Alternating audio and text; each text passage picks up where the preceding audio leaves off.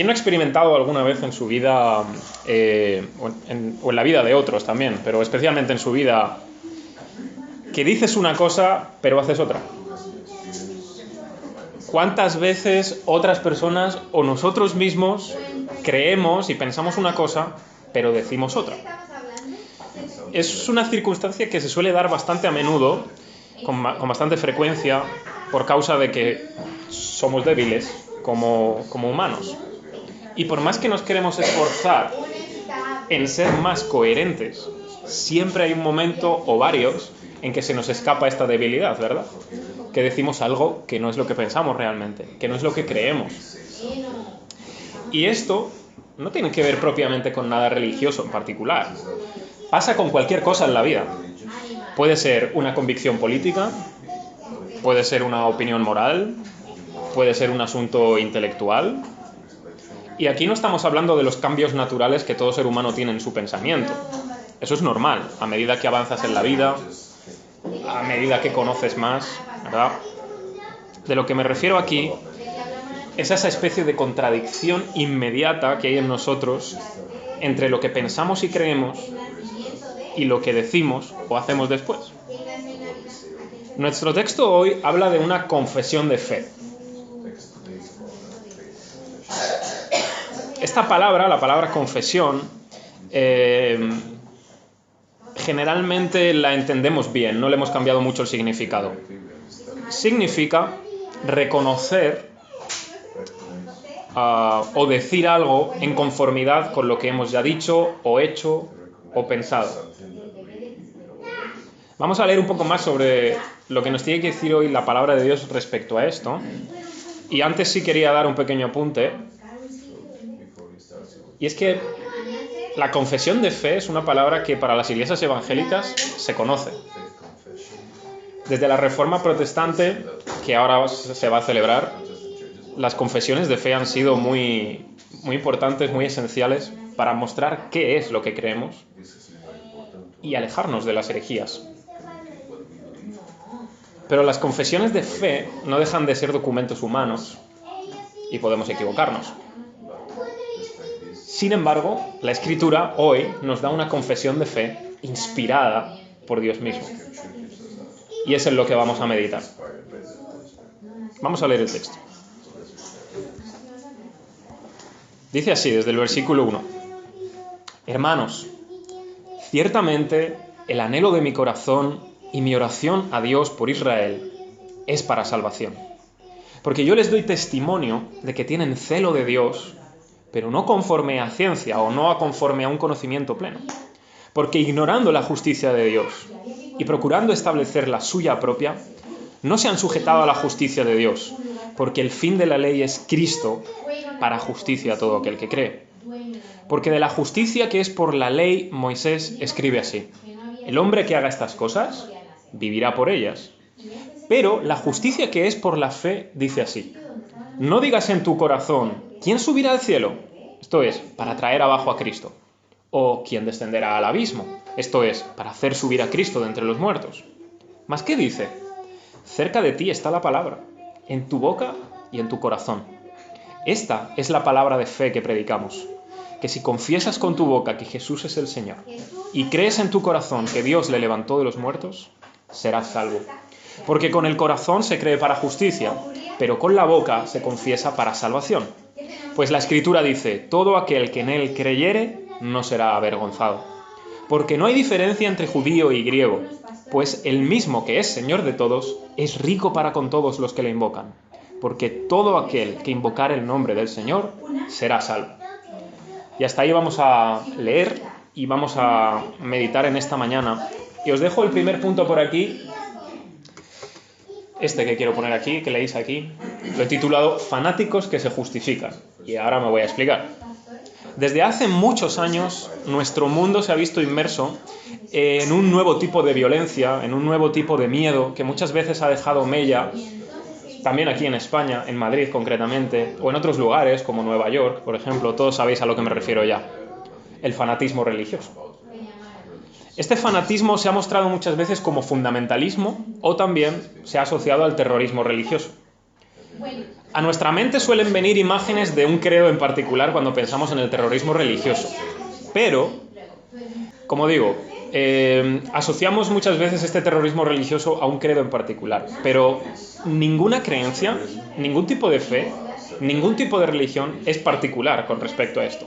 Cualquiera podría llegar a ser un fanático religioso, incluidos los cristianos. Y como siempre es más fácil hablar de los demás, hoy vamos a hablar de nosotros, en vez de los demás. Pero tenemos que empezar antes hablando de otros, porque el propio texto nos lleva hacia ellos. Los israelitas, en tiempo del apóstol Pablo, suponían un dolor para él. Él sufría verdaderamente por los israelitas, por su propio pueblo, porque él quería que conocieran a Jesús, que encontraran la salvación que también era para ellos. Pablo reconoce que los judíos de su época tenían celo de Dios. Es decir, no lo menospreciaban, no lo rechazaban como tal, no lo alejaban, lo buscaban de manera sincera, querían amarle, le querían agradar, querían cumplir su ley, pero tenían un gran problema que no eran capaces de ver. Pablo dice que aunque buscaban a Dios y tenían celo de Dios, no lo hacían conforme al verdadero conocimiento de Dios. Sabían muchas cosas acerca de Dios, porque la palabra les había sido revelada a ellos en primer lugar, pero no conocían plenamente a Dios. ¿Y cómo era esto? ¿Cómo era el punto al que ellos habían llegado? ¿Cómo habían llegado hasta ahí, no? Pablo lo explica de la siguiente manera, ¿no? Con esta expresión, que ellos han llegado a establecer su propia justicia, en vez de querer la justicia de Dios. Y esto es el punto en común en donde comienza el fanatismo religioso. Cuando crees que conoces a Dios, pero no es conforme a su palabra. Eso es fanatismo. Porque son tus propias ideas. Son tus propias opiniones acerca de Dios. Y tú te las crees, pero además quieres imponerlas a los demás. Pero concretamente dice esto, dice, queriendo establecer su propia justicia, han rechazado la justicia de Dios. ¿Qué es lo que suele definir a un fanático religioso? Que se justifica a sí mismo en todo lo que hace. El fanático religioso cree que siempre tiene razón o que siempre tiene un motivo para lo que dice, para lo que hace, para lo que piensa o para lo que predica. Y que los demás son los que están equivocados, claro. Y no solo eso, sino que a los otros, que son unos rebeldes y unos obstinados para ellos, tienen que por la fuerza meterles sí o sí su propia idea de Dios, su propia idea de la religión, su propia idea de lo que Dios quiere. Mi pregunta esta mañana, que no hace falta que me contestéis ahora, es: ¿somos unos fanáticos nosotros? ¿Hemos ignorado y olvidado la justicia de Dios para establecer la nuestra en el lugar? Hemos explicado ya en el capítulo 4 a la carta a los romanos qué es la justicia de Dios. Hoy vamos a hablar un poco de ella otra vez para recordarlo. Pero en definitiva, la Escritura, la Biblia, solo nos deja dos formas de vivir. O te justificas constantemente en todo lo que haces, o dejas que Dios mismo sea el que te justifica. Vivir de la primera manera, justificándote a ti mismo siempre, es un problema, es un suplicio. ¿Por qué? En primer lugar, tienes que encontrar la explicación que a ti te deje satisfecho.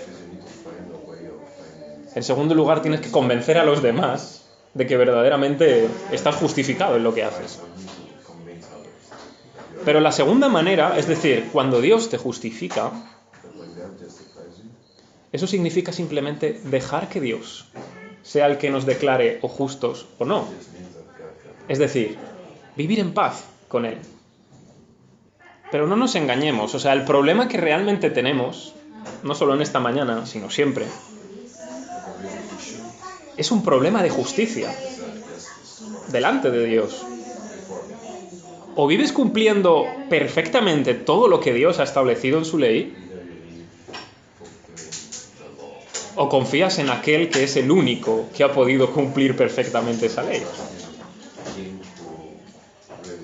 La primera es un agobio, la segunda es un descanso que alivia el corazón. El fanático religioso ve en la Biblia, o ve en la religión, o ve en el cristianismo una serie de normas que tiene que cumplir, y cumplir, y cumplir. Y si no cumple alguna, Dios está como un policía celestial para castigar inmediatamente que no hayas cumplido esa norma. Puede que lo haga movido por celo de Dios, que de verdad ama a Dios, pero no tiene el conocimiento pleno de quién es Dios. Porque si algo nos revela Jesús en el Nuevo Testamento, es que Dios no es un policía. Claro que es un juez, pero no es un policía esperando a ver si te saltas el radar. Es un padre. Y Él nos ha revelado verdaderamente lo que es su justicia. Y la justicia que nosotros tenemos que tener delante de Él. Ahora explicaremos cuál es esa. Pero por lo pronto os dejo de nuevo la pregunta. ¿Somos nosotros unos fanáticos? Cuando predicamos a alguien el Evangelio, la idea que tienen es normas, normas, normas, moralismo, moralismo. O de verdad lo que les predicamos a esta gente es: no importa que seas un desastre, Cristo te puede perdonar. Cristo puede hacer de ti alguien nuevo. Y no importa lo que hayas hecho en tu vida, te ama. Mi segundo punto en esta mañana sería lo contrario a lo que hemos visto en primer lugar. Los humildes que son justificados. Vamos a ver la otra parte del asunto. Los israelitas cayeron en el error de que veían la ley como una manera de justificarse delante de Dios. Es decir, si yo cumplo cabalmente toda esta ley, entonces sí o sí Dios me salvará. Estaré bien delante de Él. Soy justo. En vez de ver la ley como lo que era, es decir, una forma en que poder regir su vida en gratitud a Dios, después de que Él ya les había dado libertad. Pero el problema de la ley, no por sí misma, sino por culpa de nosotros, es que tiene unas exigencias muy altas que no podemos cumplir. La ley dice: todo el que permanezca en las cosas que están escritas en esta ley, vivirá por ellas. Mi pregunta es la siguiente. ¿Quién de vosotros, no hace falta ni que me contestéis, pero quién de vosotros ha cumplido la ley en cada punto y no ha fallado jamás? ¿Quién de vosotros no ha incumplido algún punto de la ley? ¿Y qué dice Santiago? Creo que era Santiago. Disculpadme si me equivoco en la cita, pero ¿qué dice él? El que incumple un punto de la ley ha incumplido todo.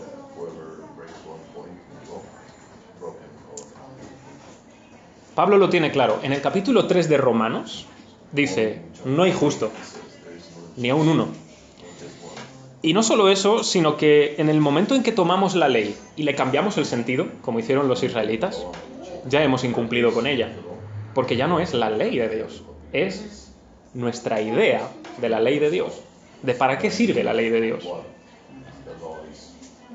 Desde el momento en que dejamos de ver la ley como una regla que ordena nuestra vida en gratitud a Dios y la observamos como la forma en que podemos alcanzar la salvación y la justicia, se acabó. Ya no es la ley de Dios, ya no es la ley de la libertad, es la ley que nos esclaviza y que encima esclaviza a otros. Recordad a los fariseos. Ellos no cumplían con lo que decían, pero además cargaban a los demás con pesos que ni ellos mismos se atrevían a mover. ¿Cuál es la otra parte entonces que estamos viendo en esta mañana?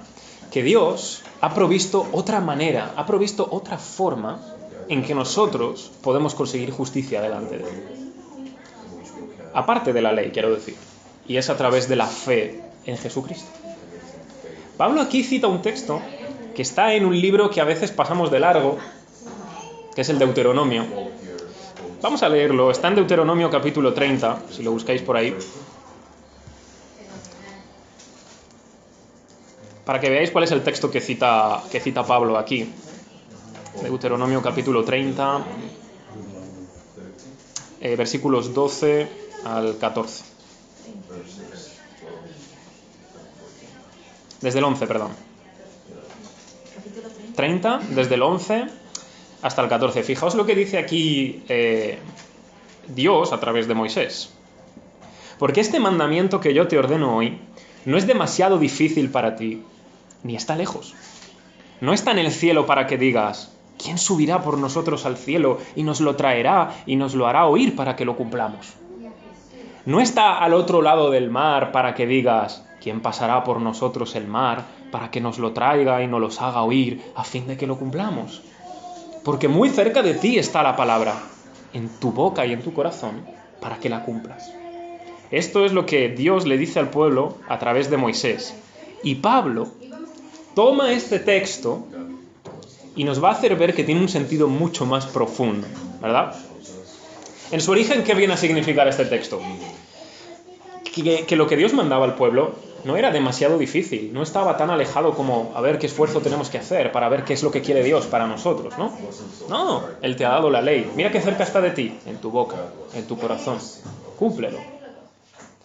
Sin embargo, Pablo se da cuenta de que este mandamiento o esta palabra de la ley va más allá. Pablo no se está inventando aquí algo que él le apetece, tomando la ley como excusa. No, él ve la profundidad de la ley. Pablo mismo va a decir, el fin de la ley es Cristo. Por tanto, lo que está haciendo es ser coherente con su propio argumento. Y Pablo lo que viene a decir aquí es, esta ley que Moisés le dio al pueblo apuntaba a Cristo, estaba reflejando a Cristo. Es decir, tú ahora no tienes que subir al cielo y esforzarte mucho a ver si consigo que Cristo baje a mí. No significa, voy a ver si voy al abismo para poder subir a Cristo de los muertos y que esté conmigo. No, no tienes que hacer un gran esfuerzo. Solo tienes que hacer una cosa, confesar con tu boca y creer en tu corazón que Jesús es el Señor y que Dios le levantó de los muertos. Dicho en una sola palabra, fe. Y si nosotros creemos que Jesús es el Señor y que Dios le levantó de los muertos, esa fe es la que nos justifica. Pero quiero explicar una cosa. La confesión en sí misma no nos salva, sino a aquel a quien confesamos.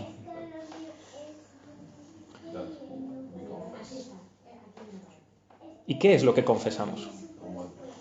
Precisamente todo lo contrario a ser justos por nosotros mismos.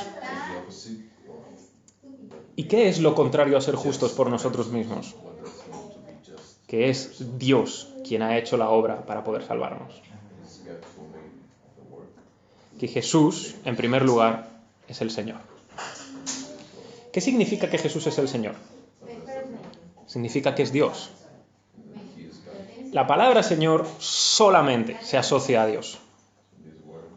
Y a lo largo de todo el Nuevo Testamento, a Jesús se le llama constantemente Señor. Para un judío esto está más que claro. Pero, cuando confesamos que Jesús es el Señor, no solo estamos diciendo que es Dios, estamos diciendo que es Dios que ha venido en carne. Y no solo eso, también estamos confesando que Él resucitó de los muertos. Y si resucitó, significa que también murió. Y si murió, murió por algún motivo. Su muerte no fue un accidente imprevisto en la historia. Él murió voluntariamente para llevar nuestros pecados sobre sí mismo y darnos el perdón y justificarnos. Esta fe, esta simple fe, Jesús es el Señor y Dios le levantó de los muertos, esto es lo que Dios toma en cuenta para justificarnos delante de Él. Es la fe la que convierte a una persona en humilde realmente, en vez de un fanático religioso. Porque la fe humilla, una buena humillación, de hecho. Porque la fe nos dice, no puedes hacer nada, ni lo más mínimo, para justificarte delante de Dios. Él ya ha hecho todo lo posible para que tú seas justo delante de Dios. Esto es muy fácil decirlo, es muy fácil pensarlo teológicamente, pero en la vida real todavía vivimos justificándonos a nosotros mismos. En todo lo que decimos, en todo lo que hacemos, en todo lo que pensamos. Pero realmente si vivimos conscientes de que estamos justificados por Dios en Cristo, y si vivimos conforme a su voluntad, por supuesto, no tenemos que justificarnos delante de nadie. Dios ya nos ha justificado. Pablo deseaba, oraba, para que Israel conociera esto. Que su propia nación entendiera que nada de lo que hicieran, no por ser judíos, no por tener la ley, se iban a justificar delante de Dios. Y fijaos lo que se junta en su oración: el deseo y la conformidad con la voluntad de Dios. Él dice: es mi deseo y mi oración a Dios que Israel sea salvo. Esto debe reinar en nuestras oraciones. Que lo deseemos, aquello que pedimos, pero que también sea conforme a la voluntad de Dios. Hay muchas cosas que deseamos y pedimos a Dios, pero Dios no las quiere. Podemos seguir lanzando nuestros deseos. Hay muchas cosas que Dios sí quiere y que a veces nosotros oramos, pero en nuestro corazón no las deseamos. Lo hacemos como con reticencia. Ojalá Dios no escuche esto que estoy diciendo. Sin embargo, Pablo nos está mostrando que si oramos debemos hacerlo con deseo y conforme a la voluntad de Dios. ¿Y qué mejor cosa hay conforme a la voluntad de Dios y que debiéramos desear que la salvación de los nuestros? Nuestra familia, nuestros amigos, nuestra nación, nuestro barrio. Pero como ya dije la otra vez y cuando leíamos Romanos 9, y lo confieso como pecado mío, creo que no amo tanto a la gente todavía como para decir como Pablo: ojalá yo fuera maldito con tal de que todos ellos se salven. Pero ¿dónde está al final la salvación, ya sea de los judíos, ya sea de los gentiles, ya sea de cualquier otro hombre en la historia? En Cristo Jesús. No hay salvación en otro. No hay otro nombre, no hay otro Señor, no hay otro Dios. Solo aquel que confesamos que es el Señor, que murió y resucitó por nosotros. Por eso quiero concentrarme en aquel que es nuestra justicia y nuestra confesión, Cristo mismo. Vamos a terminar haciendo alusión a Él, porque es a quien amamos. Podríamos caer en el error que cayeron los israelitas y empezar a poner énfasis en nuestras leyes evangélicas, en nuestra confesión evangélica, y creer que estamos a salvo porque un día dije que Jesús es el Señor y que resucitó de los muertos. Si no lo sabéis, os lo digo, no somos salvos por decir eso. Somos salvos por confesar lo que de verdad creemos en el corazón. Somos salvos por aquel que estamos confesando. La confesión misma no nos da justicia, nos la da Jesús. La confesión es la manifestación de una fe verdadera. Realmente, si nosotros decimos Jesús es el Señor y Él resucitó por nosotros, debe ser algo sincero, de verdad lo creemos. Por eso tenemos que tener cuidado de no convertir esto en una ley. A veces estamos obsesionados con que la gente salga frente y que todos digan: sí, yo he creído que Jesús es el Señor y yo creo que Él resucitó de los muertos y sí, murió por mí. ¡Hala, ya está! Otro más para la lista de números de la iglesia, otro creyente más. Eso no tiene nada que ver. ¿Por qué debemos tener cuidado en convertir esto en una ley? Porque el propósito de la ley es conducirnos hacia Cristo. Es decir, la ley nos apunta hacia aquel que realmente la cumple. Ya que nosotros no podemos cumplirla, otro la cumple por nosotros. Y la ley nos lleva hacia Él, como un tutor que nos va guiando hasta que venga el verdadero. Cuando miramos a la ley de Dios, y después nos miramos a nosotros, ¿qué vemos? ¿Qué sentimos? Sino al final fracaso. O sea, me encanta la ley. Yo le veo la ley y digo: bien, esta ley es justa. Pero me veo a mí mismo y digo, yo no soy capaz de cumplir esta ley. Yo no he cumplido esta ley en mi vida.